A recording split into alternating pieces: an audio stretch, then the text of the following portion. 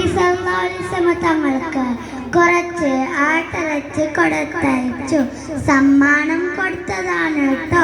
നബി തങ്ങളും സഹാബാക്കളും സന്തോഷത്തോടെ അത് കഴിക്കാൻ ആരംഭിച്ചു. പെട്ടെന്ന് നബി തങ്ങൾ പറഞ്ഞു, ആരും ഇത് ഭക്ഷിക്കരുത്, എല്ലാവരും കൈകൾ ഉയർത്തുക, ഇതിൽ വിഷം കയറ്റിയിട്ടുണ്ട്.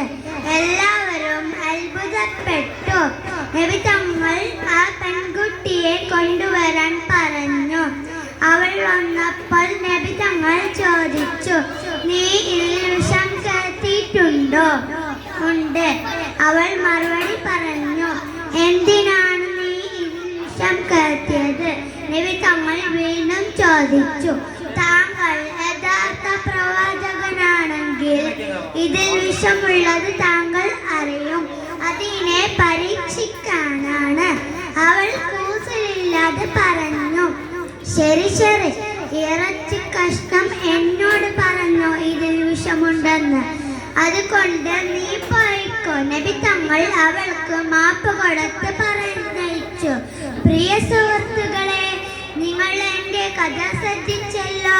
നബി തങ്ങളുടെ സ്വഭാവം എങ്ങനെയുണ്ട്? തങ്ങളെ കൊല്ലാൻ ശ്രമിച്ച ആളുകൾക്ക് പെട്ടെന്ന് തന്നെ മാപ്പ് കൊടുത്തല്ലേ. നമ്മളും അത്തരത്തിലുള്ള സ്വഭാവക്കാരാണ്.